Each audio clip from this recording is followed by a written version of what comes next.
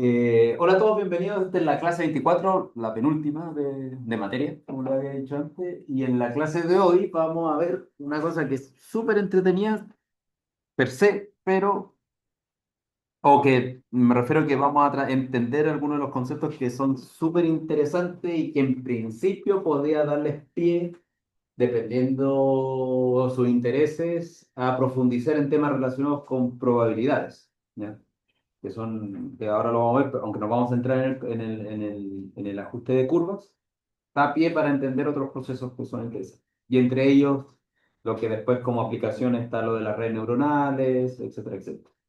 Pero vamos primero con la clase de hoy, que es lo que nos vamos a centrar. Entonces nos vamos a centrar en la clase de hoy, en principio, entre la clase de hoy y la clase de mañana, y la sombra de una persona.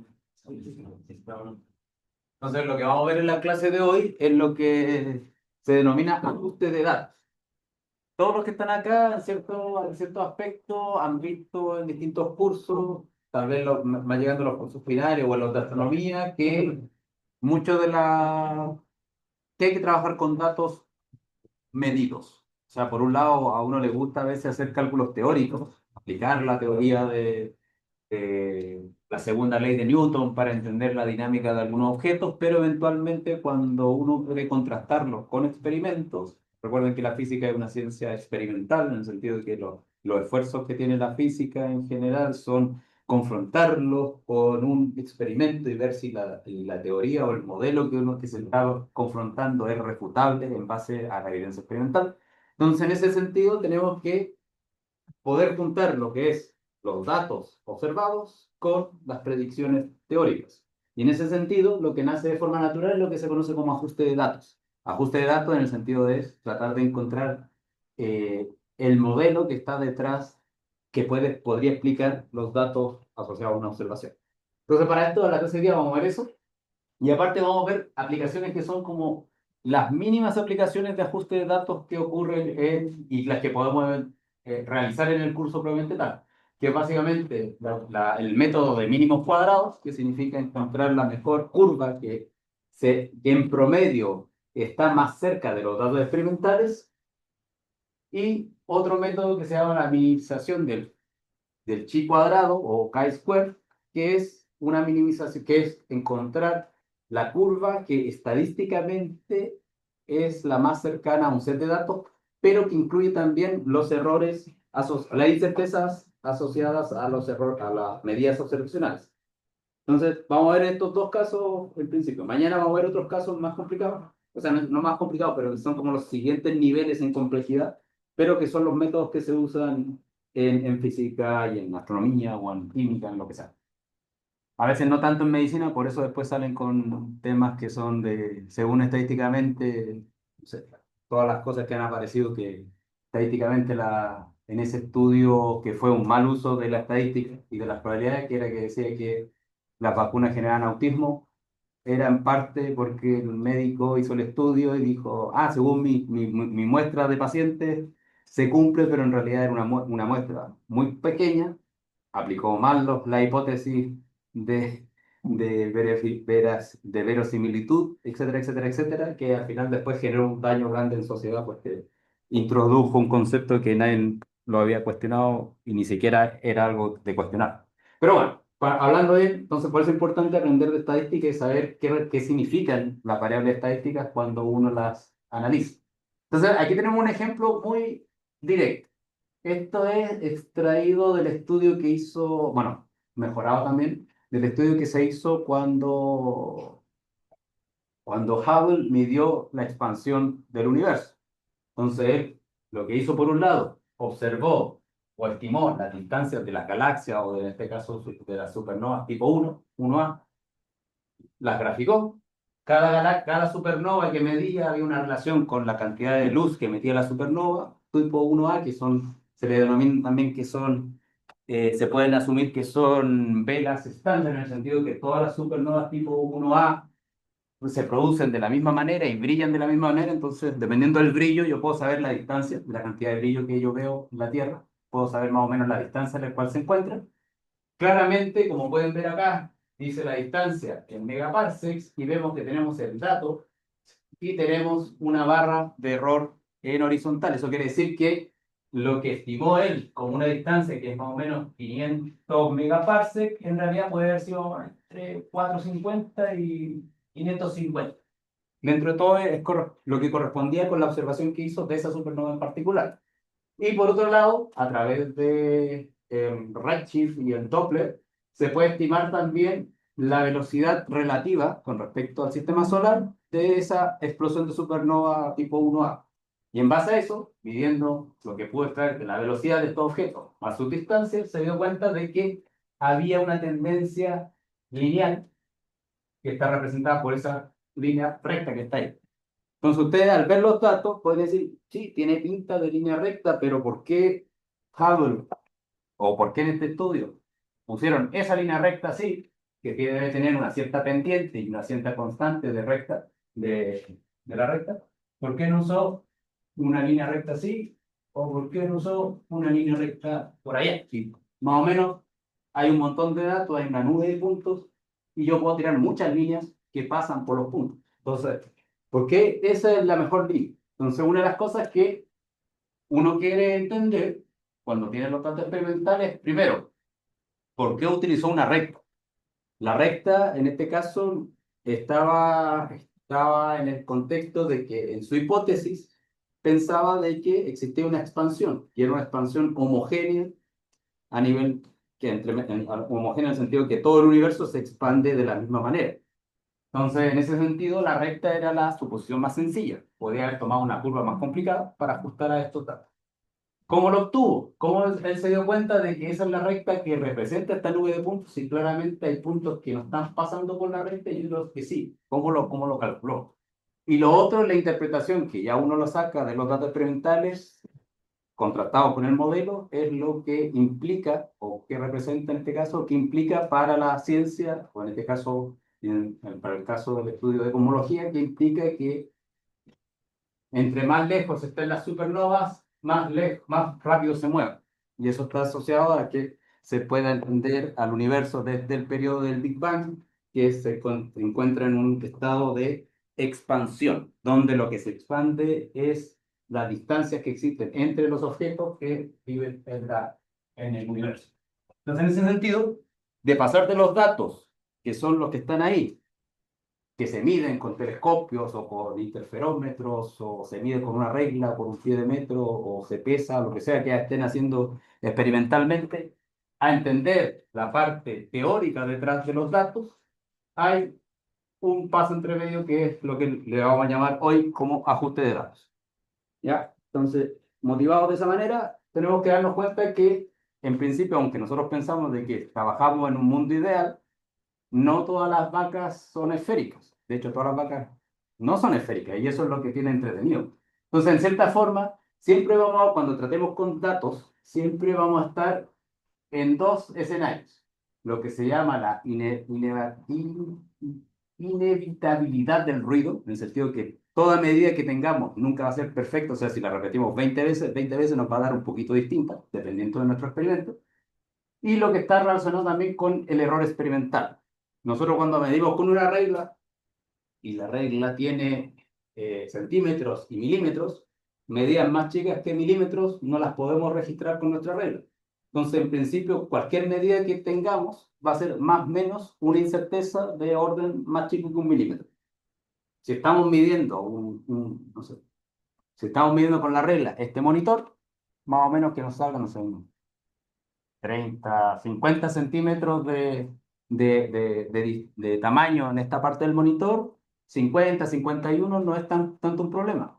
Pero si estuviéramos midiendo el filo de un papel con la misma regla, que va a ser más chico que la distancia más pequeña que mide esa regla, sí es un error grande. Entonces, la incerteza, en parte, está el ruido propio de los datos y por otro lado, nuestra capacidad de medir de forma precisa, que es el error experimental. Entonces, en ese sentido, tenemos distintos problemas, los que les comentaba. Pero el error intrínseco, que los datos observados siempre se van a desviar, nunca van a medir exactamente lo mismo. Y por otro lado, tenemos fuentes de error, que todas se plasman en este gráfico. Esas barras de error que están en horizontal es la suma al final de todos los errores que se plasman en los datos. Entonces, como fuentes de error, siempre vamos a tener lo que es la incertidumbre de la medición, las variables no controladas, que son fenómenos que no podemos medir en un experimento, ruido aleatorio también, que es natural a todos los procesos. Entonces, de cierta forma, cuando nosotros estamos pensando en un ajuste de curvas, lo que queremos no es reproducir los datos uno a uno. No es en el caso como cuando estamos viendo interpolación, que nosotros sabemos los puntos y nosotros queremos tirar algo que pase por todos los puntos.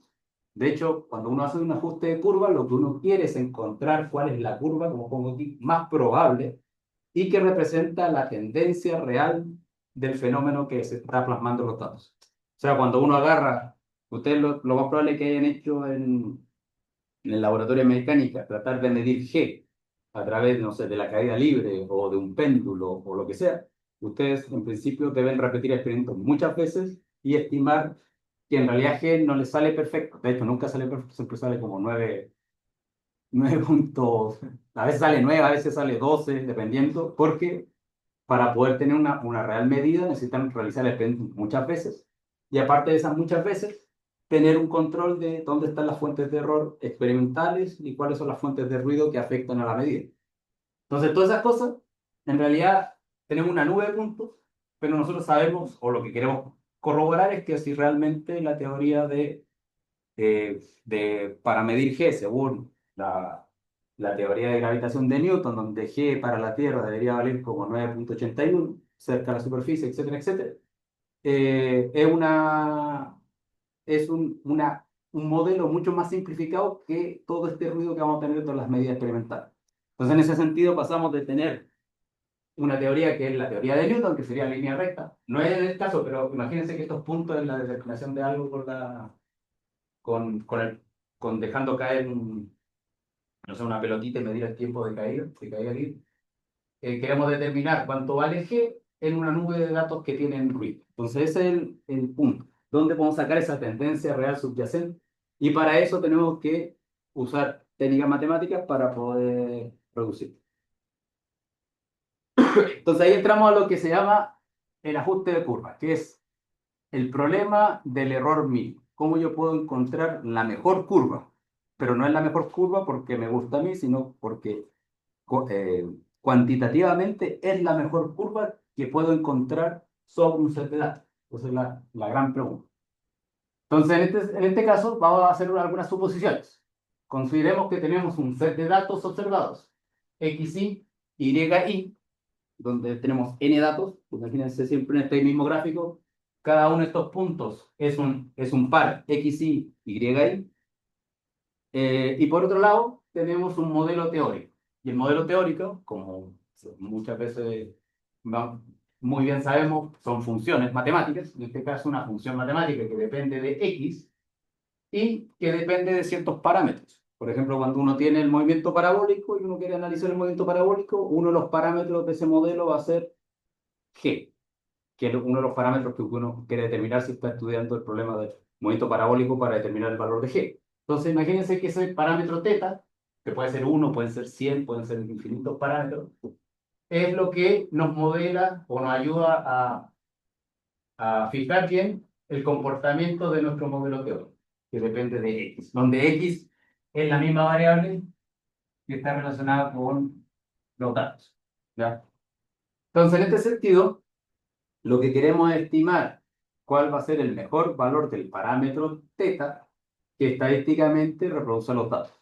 Y esa es la gran pregunta. Entonces, una de las primeras cosas que uno puede entender o tratar de hacer es decir, si mi curva, yo tengo una curva que es una cosa continua, que depende de parámetros. Entonces, si cambio el parámetro, me cambia la forma de la curva, los datos están fijos.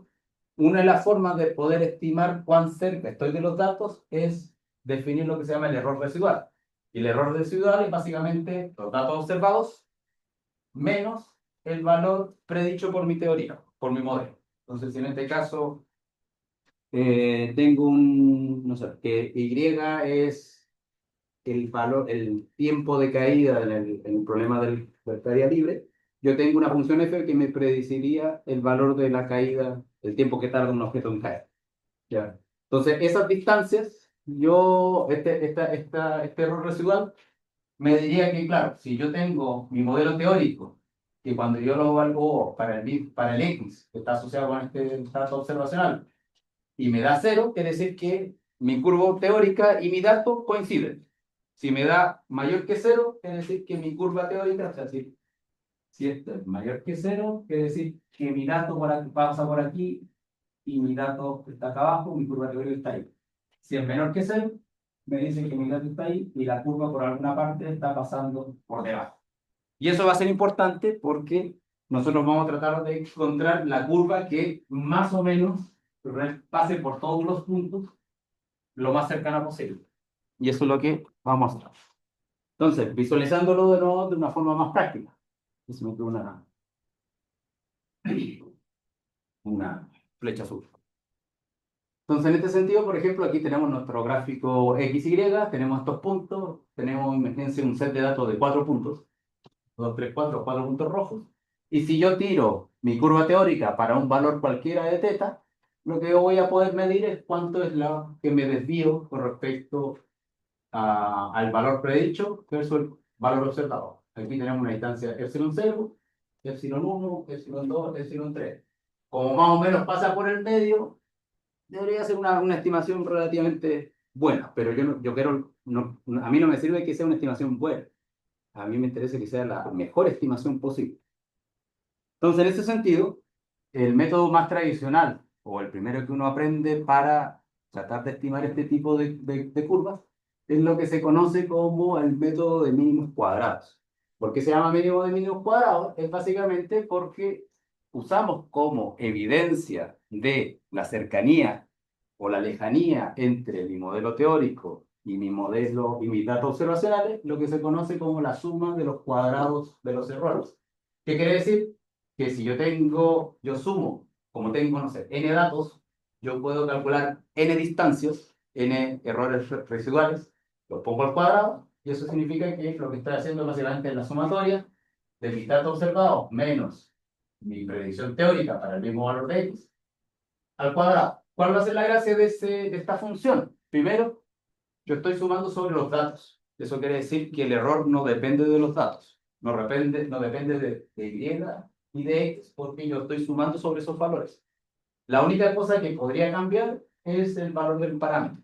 Entonces eso quiere decir que, en principio, la función suma de los cuadrados de los errores es una función que solo depende del valor del parámetro de mi modelo.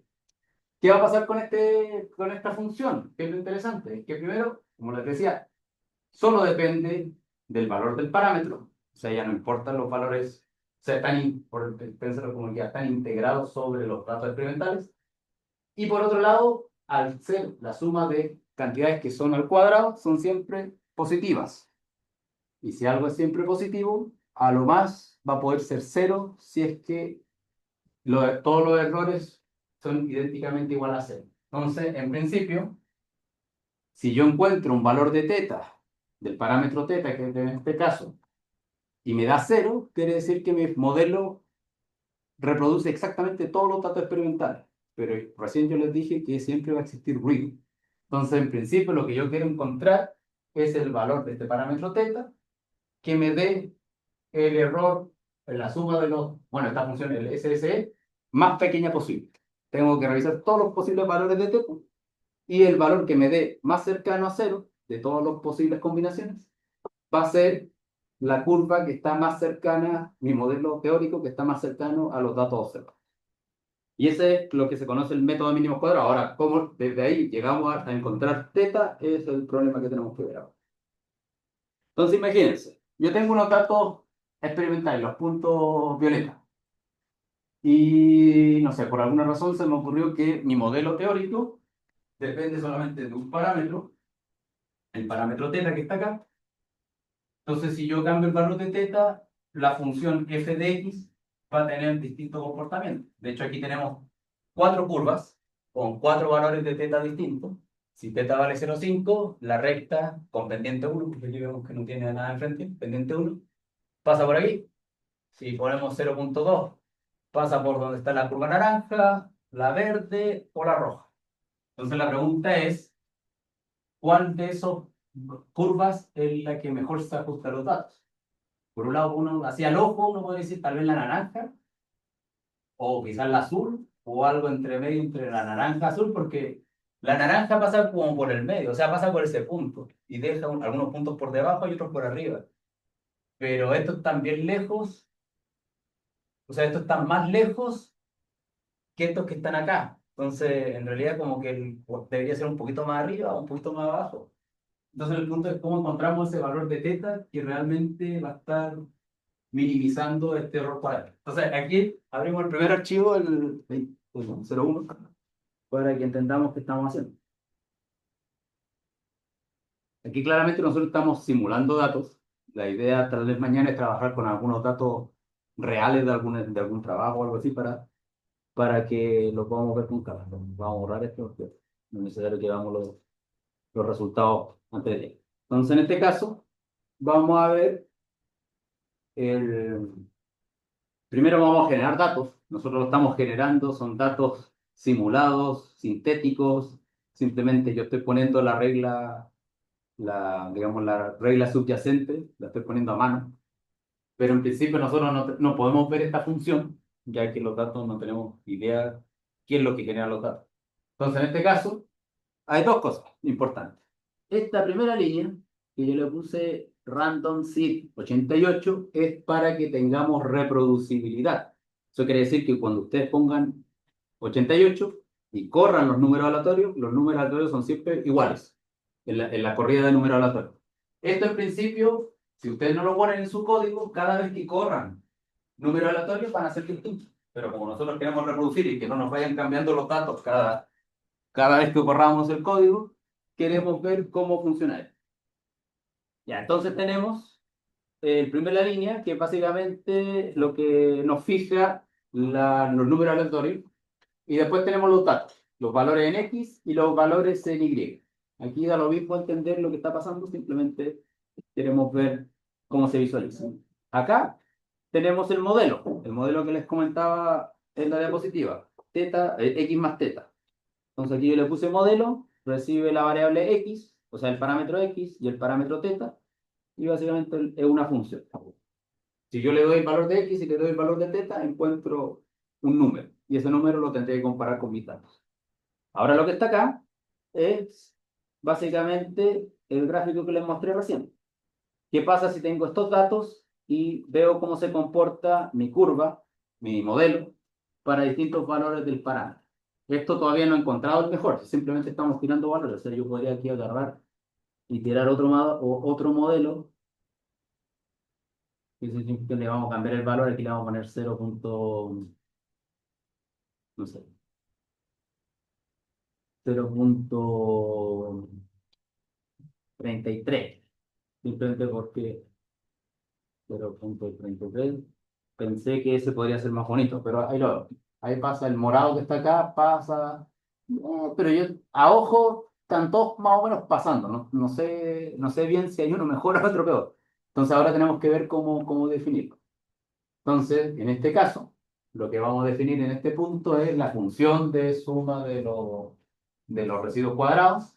Y es básicamente, va a ser una función que recibe como argumento el valor del parámetro y los datos observacionales en X y en Y, porque tenemos que realizar la suma. Acá, out, que es el resultado de esta suma de cuadrados, la inicializamos igual a 0, calculamos lo que sería el error residual, el epsilon, que es el valor de la observación en Y menos la predicción del modelo evaluado en X de observación para el parámetro teta de entrada. Y después simplemente hacemos la suma sobre los errores al cuadrado. Entonces es una función súper sencilla en ese sentido que lo único que está haciendo es reproducir esta sumatoria con los datos que tenemos. Ahora, ¿qué es lo entretenido? Es que si nosotros graficamos cómo cambia la función de la suma de los errores cuadráticos de teta para teta entre -1 y 1, 200 puntos, podemos ver que lo que les comentaba de que mi curva, que aquí no se ve bien porque la pantalla no me acompaña, ahí me acompaña mejor.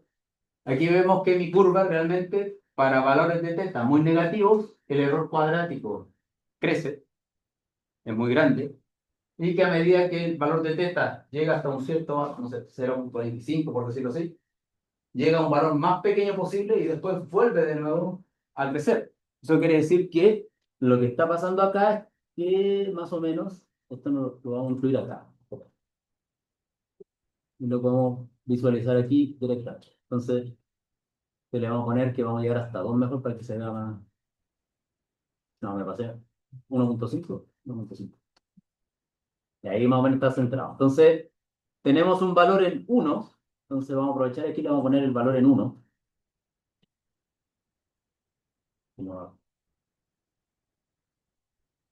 Tenemos un valor que está más o menos, será como 0,25. 0,25 le vamos a poner ese ahí. Y después vamos a poner el otro que está en 1,5. Entonces, según esa función, me dice que 1,25. No, 1,5.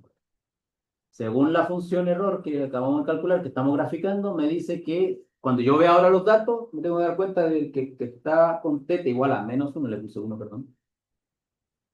Con teta igual a -1, debería ser algo que se aleje de los puntos.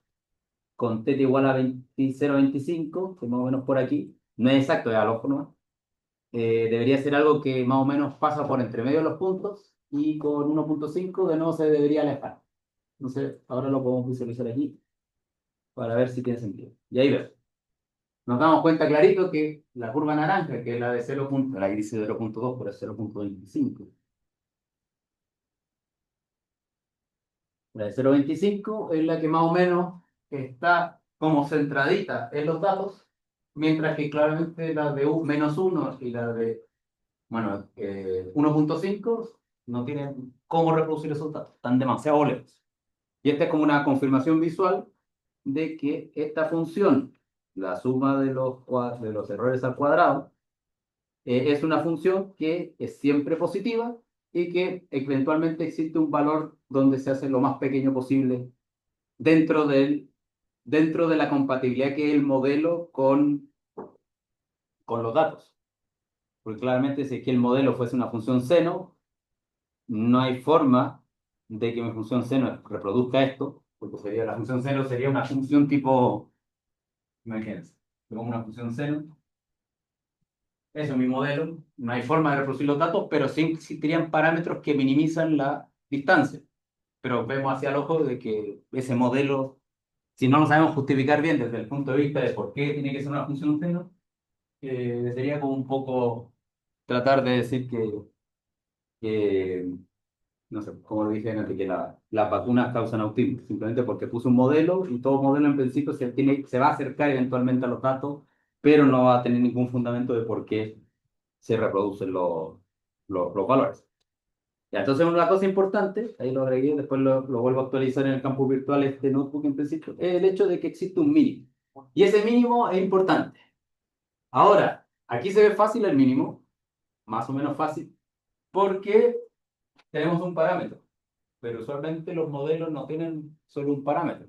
Si nosotros tomáramos una recta formal que tiene una pendiente y una constante, en realidad esto que está acá, esta curva azul, en realidad sería una superficie, de que eventualmente para alguna configuración del valor de la constante de la recta y de la pendiente de la recta, debería acercarse al mínimo. Y eso es lo que van a tener que hacer ustedes.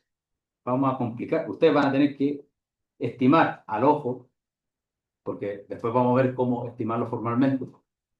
La idea es que prueben con los mismos set de datos que antes cómo se comporta el modelo, pero con dos parámetros. Eso significa que lo que van a tener que hacer es graficar al ojo, de nuevo, los datos, probando distintas combinaciones de teta 1 y teta 0 para que más o menos reproduzca los datos. ¿Ya? Eso para que lo hagan ahora. ¿Qué cosas entretenidas podrían hacer extra? Esto es ya como cambiando un poco el asunto. Que yo aquí les puse que tienen 20 datos experimentales, por lo menos es la parte que está escondida. Ese 20 me dice cuántas son las medidas de mis datos observacionales, pero yo no sé, quiero hacer ciencia de datos y voy a poner 200 datos. Imagínense que alguien se dio el trabajo de medir más veces. ¿Cómo se vería el modelo? ¿Cómo se verían los datos? Se verían así. Ahora, nuestras rectas que están ahí con pendiente de uno no se ven tan ideales.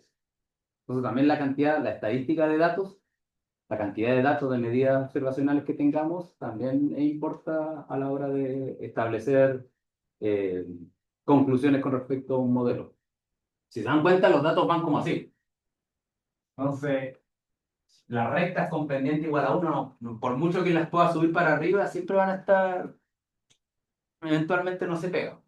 Entonces, en realidad, lo que ustedes van a ver es cuánto tendrían que corregir la pendiente de su modelo para estar más cerca de los datos. Entonces, aquí yo le podría poner, no sé, 1000. Imagínense que alguien es más, consiguió más recursos de la NIC y juntó muchos datos. Y ahí claramente puede ver que la pendiente, lo que nosotros estamos probando era así. Y eso pasa, por ejemplo, bueno, los que están viendo cursos de astronomía, las primeras medidas de algunas cosas eran, no sé, 4 puntos. Y alguien puede decir, ah, ya tengo 4 puntos, voy a tirar una parábola. Porque le dio la tiene una parábola, pero claramente no hay forma de decir por qué eso parece parábola, pero ya con más datos se dan cuenta que hay una tendencia lineal más o menos bien determinada, pero con una pendiente que no es uno. Vamos a poner 10.000 al concepto. 10.000 datos. Ya esto es lo que mide Gaia cuando toma todas las estrellas y se ve que hay una buena medida, una buena tendencia. Pero antes, con el pasado, se tomaban pocos datos y se trataba de estimar lo que más se pudiese. Y eso también da pie a que uno vaya complejizando el modelo en sí. Bueno, para que vayan trabajando pueden tomar este mismo, básicamente, el 1. Pueden tomar el 1 y modificarlo para cambiar el modelo, agregando los dos parámetros y viendo cómo se va modificando si ustedes cambian los modelos, los valores, calcular la distancia, la suma de los cuadrados y ver cómo esa curva cambia dependiendo de la evaluación de los parámetros θ 0 y θ 1. Les voy a pasar la lista por acá. En iniciación simplemente vamos a modificar el modelo agregando θ 0 y θ 1. Entonces aquí lo tengo, θ 0, θ 1, θ 1, este es θ 0, θ 1. Entonces ahora, si yo quiero graficar esto, tendría que darle dos parámetros, el valor de θ 0 y el valor de θ 1. ¿Ya? θ 0, θ 1. O le voy a poner T 0 y T 1. Entonces, si yo quiero hacer ese gráfico y no quiero estar probando distintas combinaciones de θ 0 y θ 1, lo que puedo hacer es, aprovechando que tenemos numeritos, vamos a hacer un for, un range. Vamos a dibujar 10 líneas. Y lo que podemos hacer es, por ejemplo, fijar, no sé, θ 0. θ 0 le vamos a poner que vale 0. Y θ 1 le vamos a dar un valor. En este caso le vamos a poner un valor eh, aleatorio. Maybe random uniform. Y un valor que va entre -1 y 1, para probar. Entonces, si hago ese gráfico, me va a aparecer así. Bueno, que dicen teta, teta, teta, no. Nada, lo quitamos porque no nos interesa eso tan lindo. Entonces, en este caso, yo estoy haciendo un gráfico donde estoy poniendo 10 valores de las pendientes de forma aleatoria, entre -1 y 1, y me doy cuenta de que más o menos todas las con pendientes negativas no me sirven mucho. En este caso, donde parte con el valor de la constante de la recta igual a 0. Si yo lo cambiase, el θ 0 le pusiera, no sé, θ 1, ahora las curvas estarían ahí arriba. Y me estoy más o menos dando cuenta de que tiene que ser una combinación de ambas. Entonces, aquí podría aprovechar esto y decir que, ¿qué pasa si dibujo 10 líneas donde las pendientes son aleatorias y las constantes de la recta son aleatorias? Para ver si hay algo que podemos encontrar. Y vemos que por los rangos que estamos viendo, las que son con pendiente negativa como que no nos van a ayudar mucho. Entonces ahí podríamos reducir esto ya. Que sean desde pendiente 0 hasta 1. A ver cómo queda. Ya, me doy cuenta que las constantes de recta no pueden ser negativa, entonces tendría que ser como de cero a uno. Ah, no, no, no, de 0,0,5 por ahí. Entonces vamos a hacer eso, vamos a buscar ahí y vamos a hacer que las constantes vayan desde 0 a 0,5 y ya, esto tiene más pinta. Hay algunas rectas que se van muy abajo. Entonces vamos a poner una pendiente un poquito más arriba. Vamos a poner una pendiente de, no sé, de 2 entre uno y 2. ¿Qué pasa si hacemos eso? Me quedan cosas que ya se están acercando mejor a lo. Tal vez tendría que bajar las constantes de recta. Entonces vamos a poner -0,2 por ejemplo. De ahí hay cosas que poco a poco se están empezando a converger. Entonces, si se dan cuenta, jugando con los parámetros, hay algunas rectas que podrían estar muy cerca y otras que ahora con estos ajustes hemos estado verificando. Pero una de las cosas importantes sería tener una estimación de el valor real, o sea, una estimación cuantitativa del valor de la suma de los errores cuadrados. Entonces hacemos eso, vamos a tener que probar con distintos valores de teta. Este va a ser el teta 1. No, como dije en el ejercicio, era la función en función de teta 0, perdón. Entonces esto sería teta 0, esto sería teta 0, y el teta 1 lo vamos a tener que fijar de alguna forma. Teta 1. Ya, le vamos a dar que teta 1 vale 1. Teta 1. Y si está todo bien, me dice que está todo. Porque aquí le dice teta 0 en teta 0. Ahí está. No, ¿qué más? Pues, sí, sí,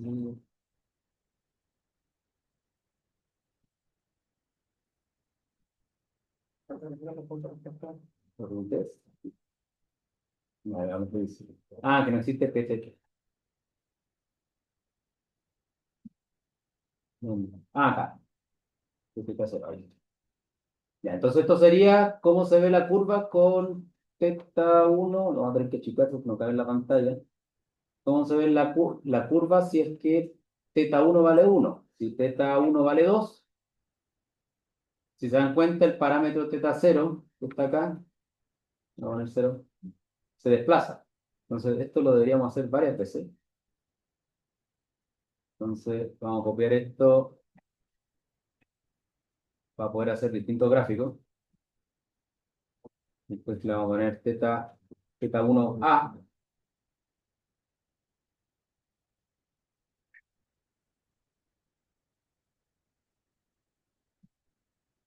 teta 1B le vamos a poner 1,5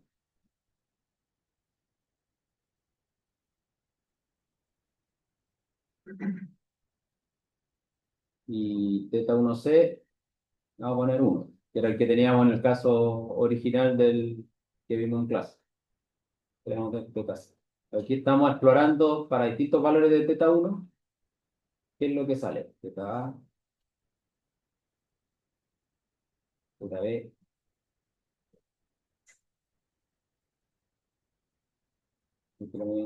teta C.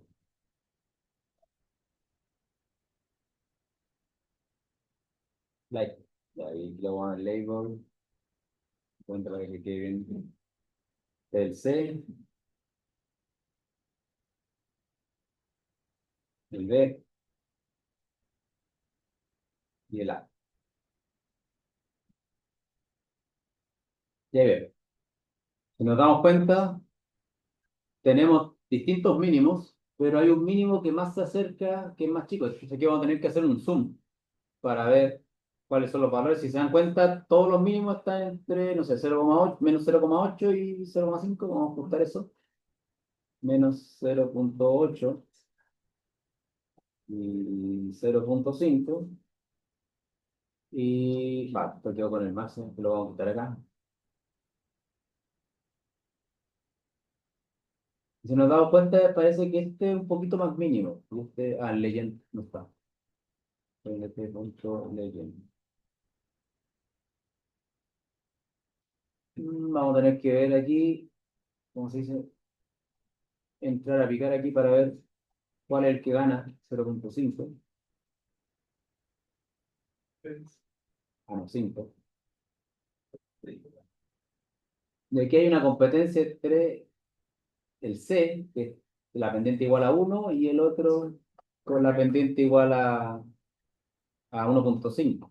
Entonces, vamos a afinar, entonces vamos a poner este en 1.3 y ahora este está un poquito más bajo. Entonces, esta curva con esta configuración de θ1 igual a 1.3 me estaría dando un error cuadrático medio más chico. Y eso significaría que sería favorecido de ser la mejor recta. Entonces, viendo eso, aquí le vamos a poner el θ0. θ0 vale como 0.18, 0.18, y el otro era 1.3. Y vamos a ver según la curva. Le vamos a quitar el label, le vamos a dejar ahí sin etiqueta, más o menos, con respecto a los datos, y más o menos se ve bien.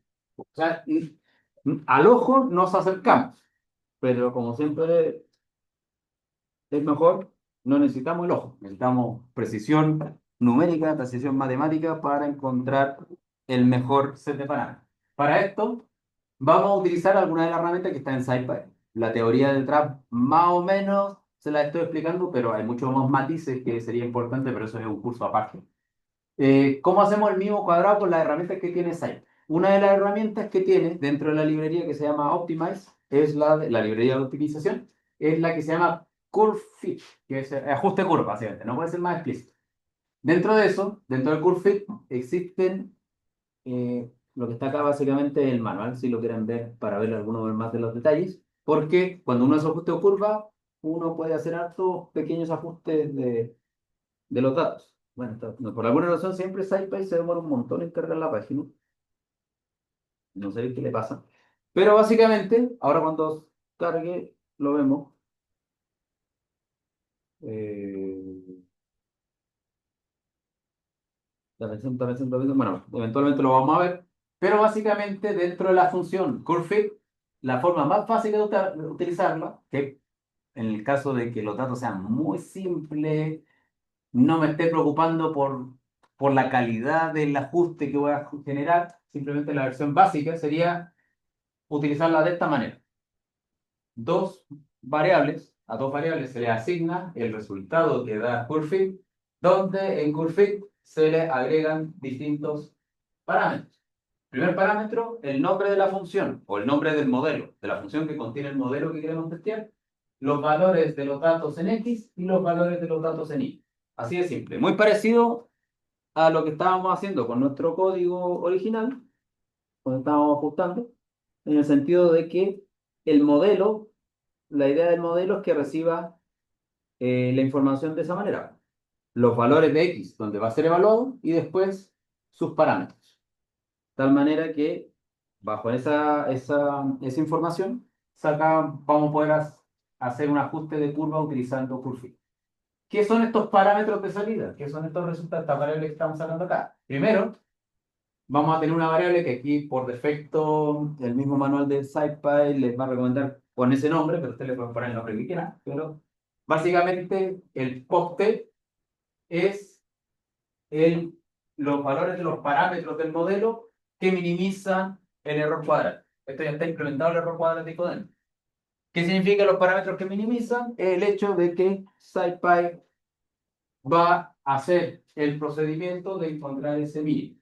Ahora se pueden preguntar cómo lo hace, cómo se encuentra un mínimo numéricamente. Básicamente, parto de algún valor inicial, le calculo la derivada y me doy cuenta que la derivada me dice que esta curva tiene derivada para allá y yo me muevo en contra de la derivada. Me desplazo porque si me dice que para allá crece, me voy para el otro lado, veo, evalúo, me dice que estoy aquí, y después sigo, la derivada me dice para allá, evalúo de nuevo un cierto valor, me dice que la derivada para allá, me muevo, cosas así, y cuando ya esté muy cerca, me dice que la derivada se mueve, pero no tanto, no es tan brusca.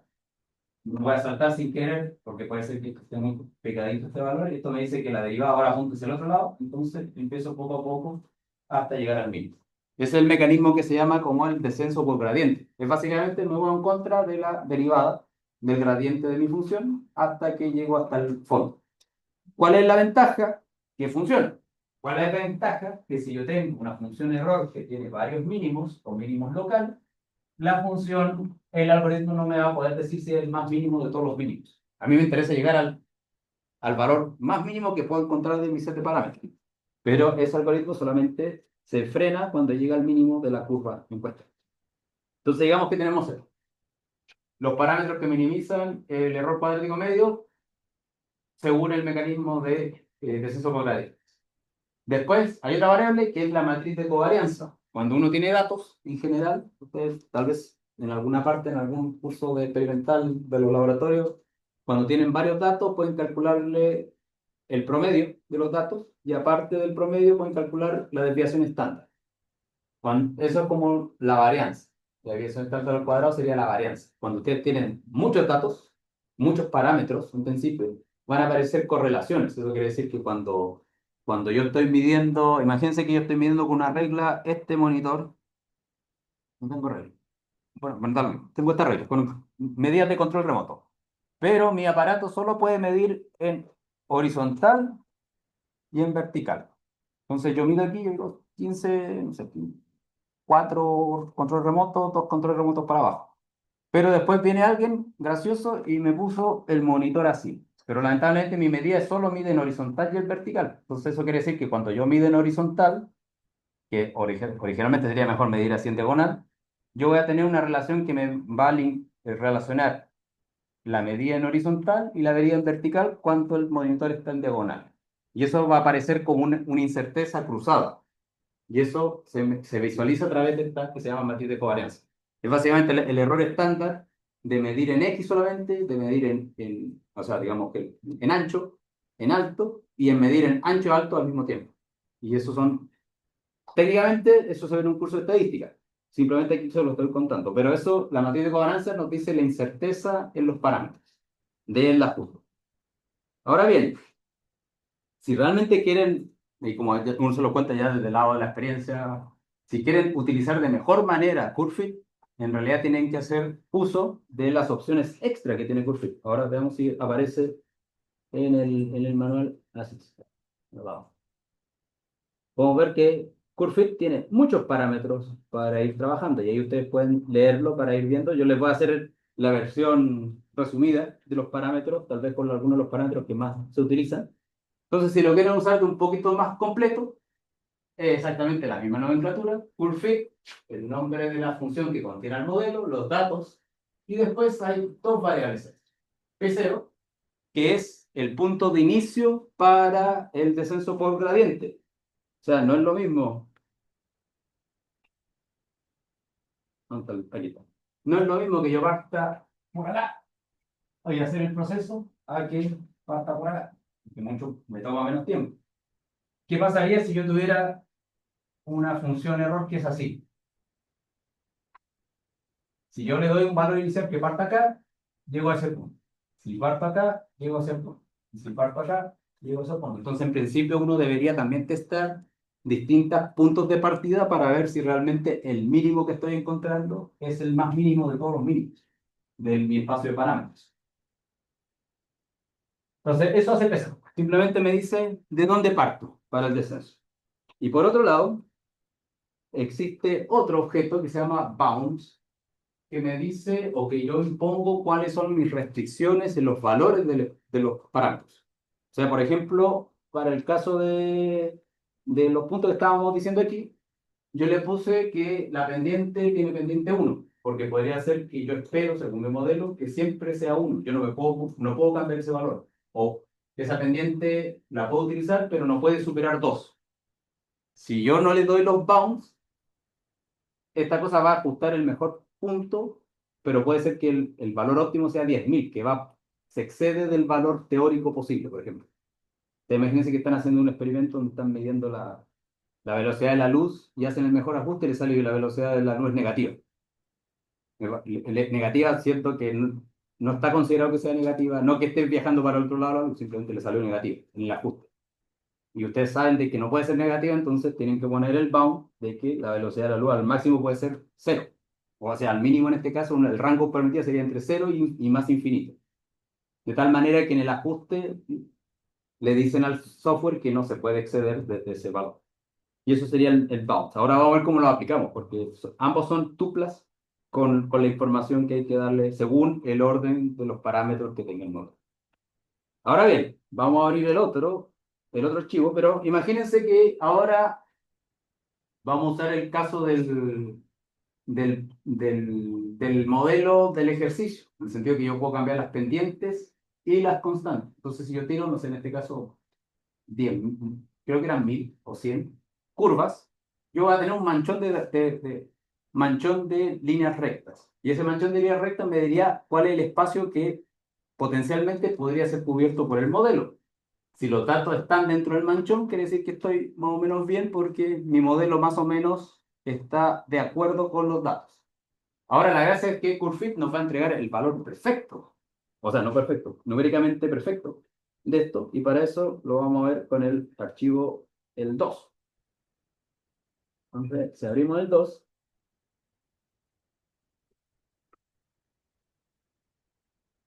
al igual que antes, cargamos la librería, en este caso Optimize, que sería la adecuada, generamos de nuevo nuestros datos. Incluimos ahora el modelo que usa la pendiente y la constante de la recta y vemos qué pasa si dibujamos 300 líneas hacia aleatorias, con pendientes que van entre menos y 2 y 2 y constantes de recta entre menos 1,5 y 1,5 y sale este manchón de líneas celestes. ¿Ya? Ahora, ¿qué pasa si usamos Curvefit? Y aquí lo vamos a usar de esta manera. Aquí tenemos el punto inicial, digamos que vamos a partir de 0,1 y 1,1 para teta 0 y teta 1, valores iniciales, los bounds, y le digo que el término de constante no puede ser, vale, le puse menos 10 y 10, pero debería ser, ah, no, sí, sí, sí. Los bounds están escritos, y ahí lo debería poner como comentario, entre tuplas, donde la primera tupla, la que dice menos 10 y menos 10, son los mínimos de teta 0 y teta 1, y los otros son los máximos de teta 0 y teta 1, en esa convención.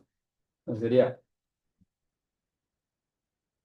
teta 0 mínimo, teta 1 mínimo, coma, teta 0 máximo, teta 1 máximo. Y ahí sí, para que quede más fácil para cuando vean el archivo de nuevo.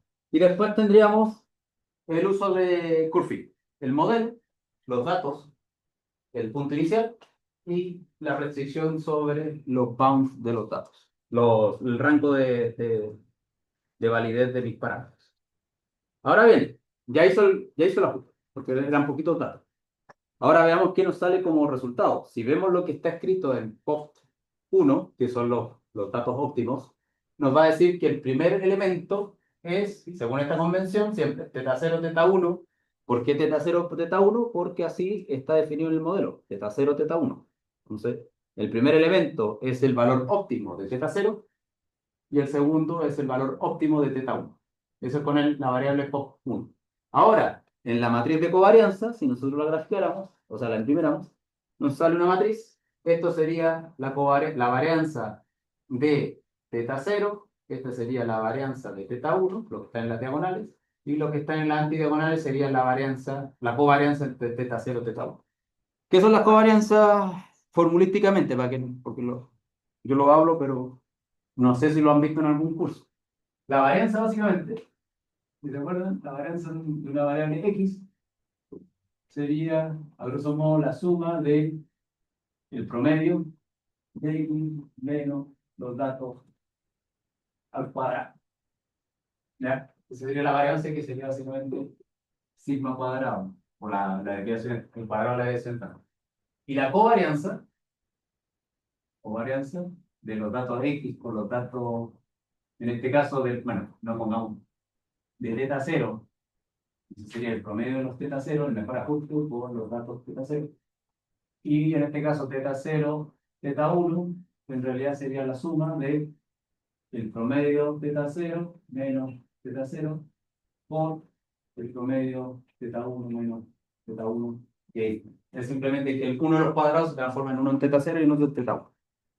Eso básicamente mide la correlación que existe entre los datos cuando varió uno, cómo se ve afectado el otro con respecto al mejorado.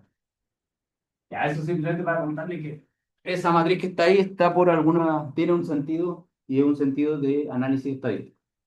Ahora bien, ya que hicimos corrimos el curve fit y esta cosa nos entregó unos datos óptimos, veamos cómo se ven esos datos óptimos con respecto a los puntos. ¿Y el que me dio? Ah, esto yo me acuerdo que me apareció en el otro, ahí sí, no le había puesto el uno. Y me sale eso. La curva roja es la curva óptima.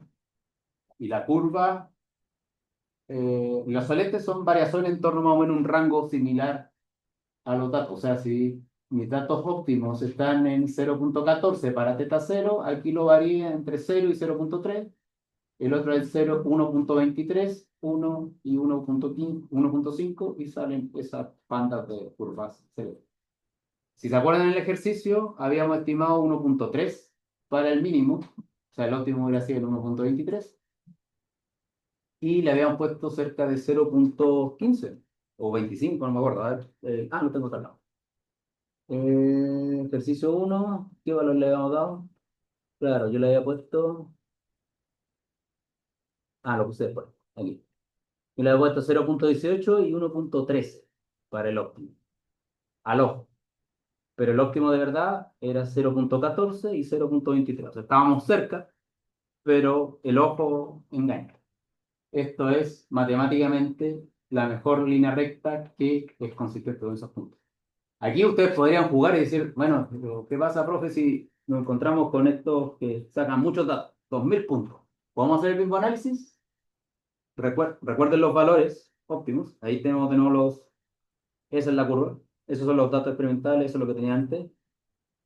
Vamos a correr el valor, pero vamos a anotarlo acá. Este es 0,1421 para ver cómo cambian estos parámetros óptimos, porque ahora tenemos muchos más datos por los cuales comparar. Eso sería más preciso en cierta forma.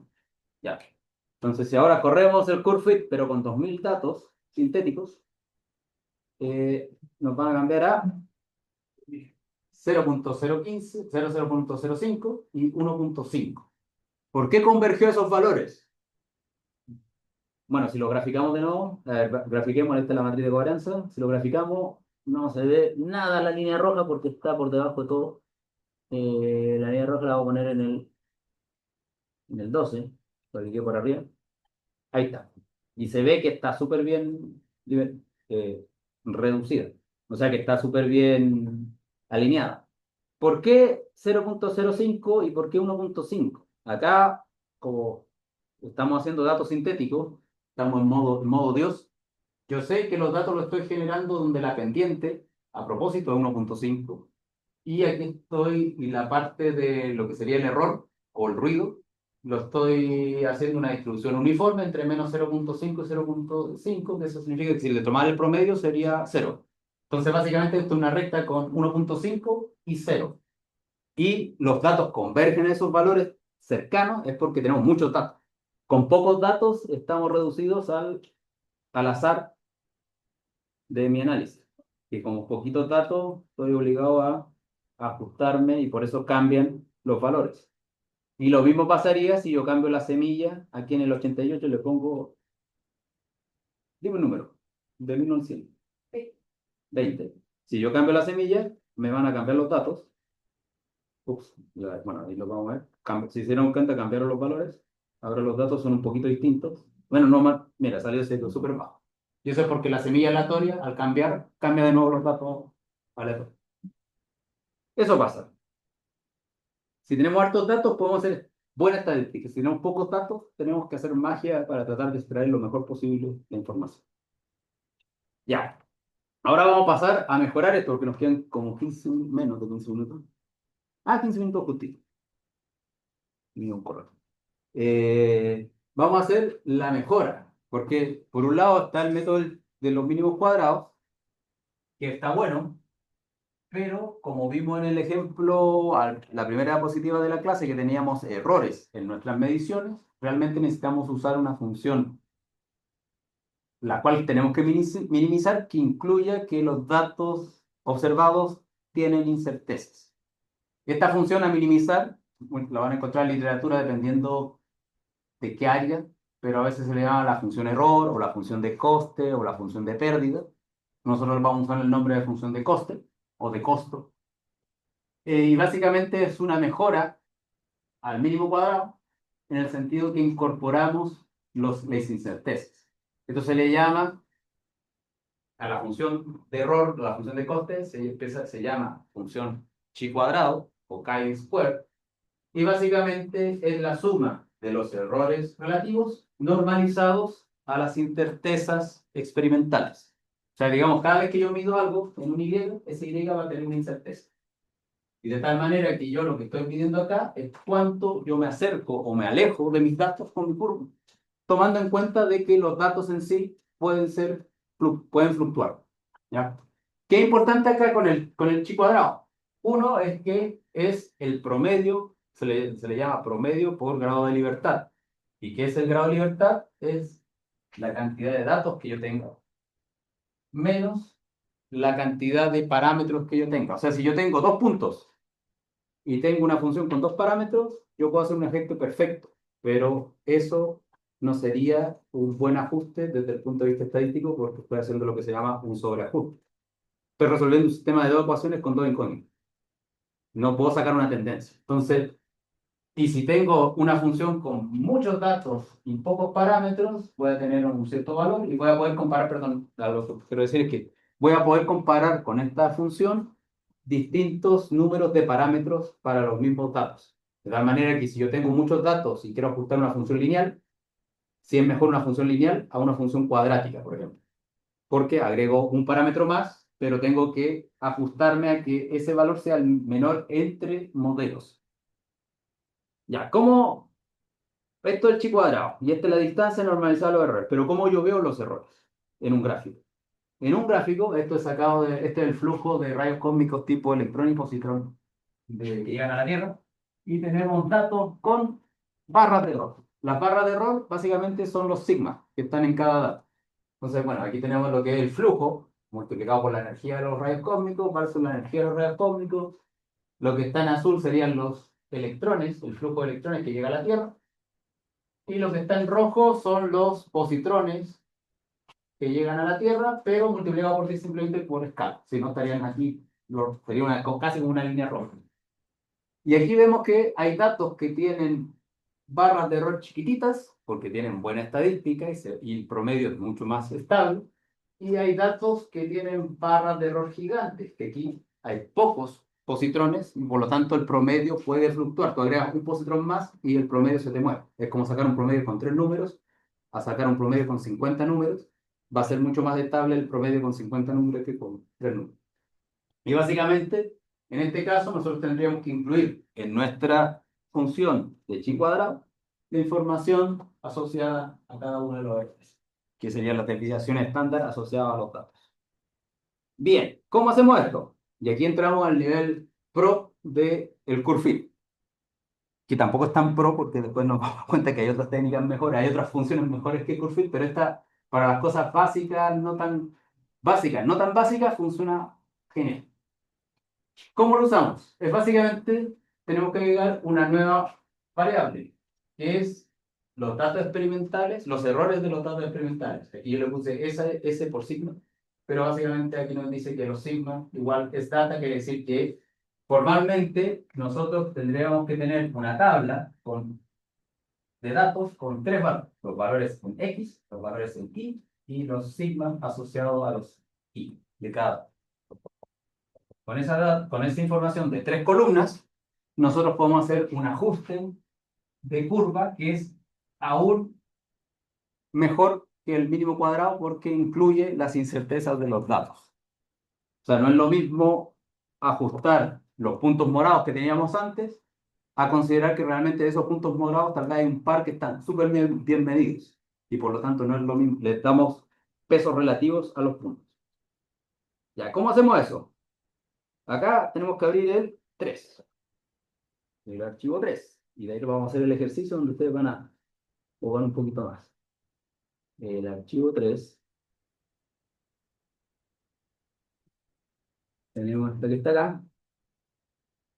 Por las cosas. Entonces tenemos con el mismo, generamos los datos. Ahora vamos, si se dan cuenta con los datos, la herramienta de generación de datos tenemos los datos, las medidas y el SOPS, que serían los errores de los datos asociados con Y. Todos con variable aleatoria porque estamos generando datos ficticios, no estamos tomando datos verdaderos. Tenemos el mismo modelo que antes, una recta con pendiente y con constante de recta. Y si queremos ver cómo se ven ahora los datos, nos vamos a dar cuenta que tenemos barras de error. Eso quiere decir que, desde el punto de vista del chi cuadrado, estos puntos que tienen barras de error chiquitas pesan mucho más y obligan al ajuste a estar más cerca de ellos que los que tienen barras de error grandes.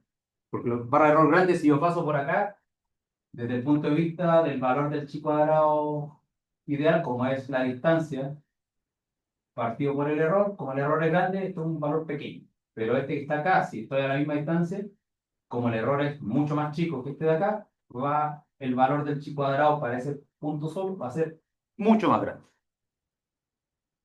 obligando a que el ajuste de curvas se centre más o favorezca más las medidas que tengan poco error que las que tienen mucho error. Esa es como la información que uno puede sacar.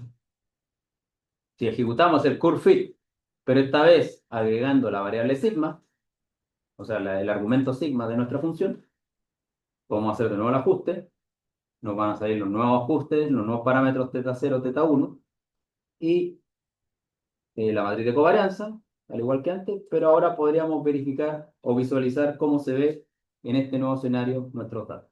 El mejor ajuste va a tender a pasar más por los puntos más cercanos con menos error y los que tienen mucho error casi no pesan.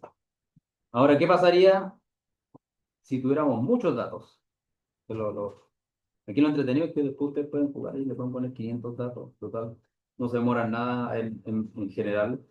Eso serían los datos, la visualización de los datos, que son 500.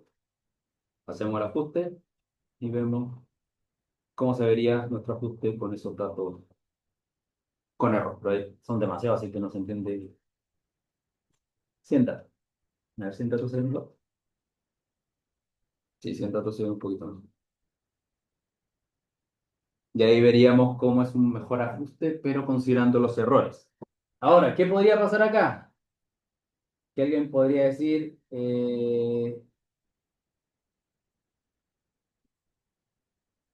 imagínense que aquí alguien que es malo, alguien que es canalla, digamos que va a mano, se le ocurrió modificarme los datos y quiere que el dato 100, el dato 10, perdón, vamos a modificar el dato 10, la medida 10, lo editó a mano y me dijo que el valor era, le vamos a poner, ¿hasta dónde llega el 10? El dato 10 debe estar por aquí más o menos, lo vamos a poner en 2, súper alto. Vamos a poner este a mano, 2. Ahora vemos de nuevo mis datos y vemos el valor que puse a mano, edité a mano y lo quité de la curva. Y aparte le voy a poner un error chico para ver cómo se ve afectado mi ajuste si es que tengo un dato completamente eh, raro, 0.01. Vemos los datos y vemos que ese punto apenas se le nota la curva de error y vamos a ver cómo se ve modificado debido a ese punto dando vueltas. Mira, estos son los valores óptimos de la vez anterior y ahora ¿cómo se van a cambiar? Cambió un montón. En la constante de la recta pasó de menos 0.04 a 2 y este quedó en 1.3 y ahora podemos ver también cómo se ve el nuevo ajuste debido a que un punto tiene un error tan chiquitito que básicamente opaca al resto de los datos. Estadísticamente hablando, la curva roja es mejor curva que la curva que iba por acá, porque este es el dato que está bien medido. Esto es simplemente podríamos considerar que es ruido. Justo el CCD se le acabó el nitrógeno y la imagen dio ruido. Pero uno de los puntos estaba bien medido, porque lo habíamos medido el día anterior, la noche anterior, y había nitrógeno líquido para nuestra cámara de CCD y no tenía ruido electrónico. Entonces, en este caso cambia un montón y por eso el estudio con chi cuadrado se hace mucho más relevante que simplemente hacer mínimos cuadrados. O sea, si yo aplicase aquí el mínimo cuadrado, que podemos aplicarlo. A ver, vamos. Cambiando todo lo que tenía pensado para hablar. Ya, vamos a quitar este hackeo que nos hicieron los datos. Volvemos a los datos. Ya, ese es el mejor ajuste con chi cuadrado. Y ahora voy a generar lo mismo, pero sin los errores. A ver cuál lejos nos vamos. Entonces a este le ponemos el 2, el 2, y a este, como no quiero considerar los errores, le quito la variable sigma. Básicamente parten de la misma coincidencia, pero pocos. Vemos cómo cambian un poquito y ahora los vamos a graficar uno y el otro al lado. A este le vamos a poner SSE y te le vamos a poner ¿qué color? Verde. Dato mío. Y este es el pop 2. Ahí tendríamos las dos curvas. En este caso, más o menos hay concordancia, pero la roja es estadísticamente mejor. Ahora, si quieren, podemos volver a agregar nuestro error para ver el efecto, pero esta vez no con un error chico, sino con un error razonable. A ver si eso afecta mucho nuestras curvas. Ahí está. La curva roja es la modificada debido a este dato loco que anda acá arriba. Y la curva verde, como todos los puntos son exactamente igual, porque es el mínimo cuadrado, se queda más o menos con una tendencia. Entonces, pero estéticamente es mejor la curva roja porque pues, incluye los errores asociados a los puntos. Ya. Ejercicio. Ahora hay un notebook que se llama ejercicio 2 y ahí hay datos que no son líneas rectas, no están generados como líneas rectas. Y como se ve que hay como una tendencia hacia el ojo, yo veo que hay como una cosa así media curva. Ustedes van a tener que probar con sus tres modelos cuál es el modelo que le da el menor chi cuadrado para el mejor set de parámetros. O sea, tienes que hacer tres curvas, curve fit para los tres modelos con distintos números de parámetros. El primero tiene tres parámetros porque es un ajuste cuadrático. El segundo tiene dos parámetros porque como esto tiene esa forma podría ser una función seno, pero hay que ver cuánto es la normalización y cuánto es la frecuencia de nuestra función seno. Y el segundo, como también tiene una forma así, podría ser una función logaritmo, donde tenemos la normalización de nuestro logaritmo y está corrido en uno porque así me aseguro que cuando esto sea cero, el logaritmo vale cero, que es más o menos lo que vale acá. Entonces, van a tener que ver cómo lo ajustan en cada uno de los tres casos. Muy bien, ¿qué hora es? ¿Estamos bien? Quedan 3 minutos. A eso alcanzan a hacer. Si no, lo vemos. Bueno, si ustedes abren el ejercicio 2 ya están las funciones de generación de los datos. O sea, si yo le hago aquí, ahí están los datos. Ustedes podrían agregarle más datos si quieren. Imagínense que ustedes dicen, eh, o sea, quiero 300 datos, tengo buena cámara. Más o menos sería ese el comportamiento. Si tuvieran 30 datos, esto aquí más o menos parece una línea recta, yo diría, pero no es recta. Y si, ¿cuánto tenía un dato? 100 datos. Sí. Y si ustedes ¿cómo se llama esto? Descomentan, le quitan el comentario a la primera línea del plot, sale cuál es la tendencia original, o sea, con la cual yo agarré la función original y le metí ruido. Entonces, originalmente esa es la curva. Todo lo que está extra es ruido aleatorio que le puse para hacer el mejor ajuste, para ver si se acercan a la curva original. Pero ahí ustedes lo tienen que comprobar con su ingenio. Ya, y con eso queda 1 minuto, así que vamos a dejar la clase hasta acá. Esto lo voy a completar, lo completamos mañana o en el taller, lo vamos a completar, en la ayudantía, perdón, para que entiendan cómo modificar cada uno de los casos. La grabación hasta acá. Mañana tenemos clase. Mañana la idea es tratar, dentro de lo posible, de introducir redes neuronales, pero debido a la complejidad del tema no van a quedar así como diciendo soy experto de Machine Learning. Simplemente vamos a hacer un baño súper básico y vamos a complementar esto de los ajustes de curva porque realmente las redes neuronales son ajustes de curvas, pero con esteroides. Entonces tenemos que tomarlo con calma.